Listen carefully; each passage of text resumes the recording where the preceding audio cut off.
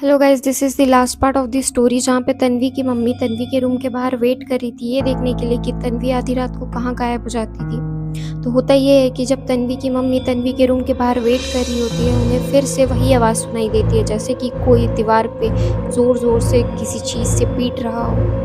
तन्वी की मम्मी घबरा जाती है और जब तन्वी की मम्मी की नज़र तन्वी के रूम की ओर पड़ती है, वो जो चीज़ देखती है उसे देखते ही उनके रोंगटे खड़े हो जाते हैं। वो देखती है कि तन्वी खून से लथपथ अपने कमरे से बाहर आती है और उसी हालत में वो घर के बाहर चली जाती है। तन्वी की मम्मी भी डरते-डरते चुपचाप उसका पीछा करने लगती है और छुप के देखती है कि तन्वी जब बाहर जाती है तो कुछ कुत्ते उसे देखते ही अचानक से ज़ोरों से भौंकने लगते हैं।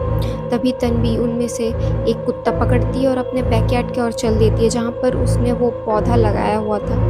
तन्वी की मम्मी भी उसका पीछा करने लगती हैं। फिर तन्वी की मम्मी देखती है कि तन्वी उस पौधे के पास जाकर बैठती है और उस कुत्ते को कच्चा खाने लगती है।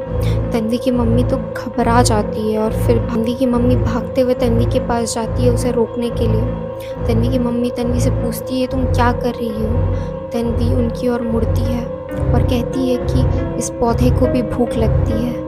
तन्वी की मम्मी तो सहम सी जाती है और देखती है कि तन्वी की आंखों से खून बह रहा होता है। तभी उनकी नज़र उस पौधे के पीछे जाती है। वो देखती है कि उस पौधे से एक काला साया निकल रहा होता है, जो कि धीरे-धीरे बढ़ रहा होता है। तभी तन्वी की मम्मी जल्दी से तन्वी को पकड़ती है और घर के अंदर चली जाती हैं। सुबह होते ही सारी चीज़ें तन्वी की मम्मी तन्वी के पापा को बताती है। फिर वो एक तांत्रिक को बुलाते हैं। उस तांत्रिक को वो सारी चीज़ें बताते हैं। उसके बाद वो तांत्रिक बताता है कि ये जो फ्लावर का पौधा है वो एक कर्स पौधा है। इसके घर को तन्वी ने छेड़ा है, इसीलिए अब वो इसके पीछे लगे हुए हैं। ये बहुत ही नेगेटिव एनर्जी से भरा हुआ है। तभी तन्वी के पेरेंट्स सोचते हैं कि शायद इस पौधे को वो फेंक देंगे तो शायद सब कुछ ठीक हो जाए। तन्वी के पेरेंट्स वही करते हैं, उस पौधे को फेंक देते हैं, लेकिन अगले दिन वो पौधा वहीं वैसे के वैसे मिलता है। तन्वी के पेरेंट्स घबरा जाते हैं। फिर वो उस पौधे को जला भी देते हैं, लेकिन ये सलामत वहीं रहता है। तन्वी के पेरेंट्स के पास और कोई ऑप्शन नहीं था, उन्होंने वो घर छोड़ दिया।